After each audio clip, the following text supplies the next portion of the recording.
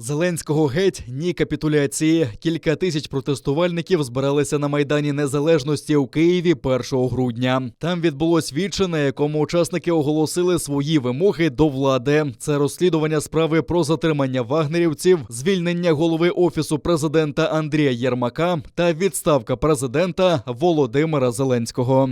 Я хочу сказати, крапля крові, пролита в місті Києві, поза законом, нам приведе до того, що завтра ми будемо валитися за Бориспільський аеропорт, а не за Донецький і не за Луганський. І ми свідомі того, що цього допустити не можна. Українці не голосували за брехню, за зраду. Українці не голосували, яку вони хочуть просунути зараз через переговори з Путіним.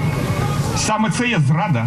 Саме це є приниження. Підсумковий меморандум віче озвучив голова партії «Демократична сокира» Юрій Гудименко.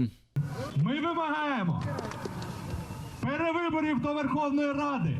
Ми вимагаємо відставки президента Зеленського. Після виступів на Майдані колона протестувальників рушила на Банкову до Офісу президента України. Я хочу запросити всіх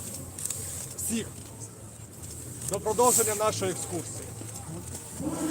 Дорогою мітингувальники кидали дрібні гроші, мовляв, на квиток для зрадників України. Але біля Офісу президента довго не затрималися. Зупинилися біля пам'ятника Герою Небесної Сотні Михайлу Жизнєвському. Там оголосили про початок формування Координаційної ради об'єднаної опозиції за відставку Зеленського.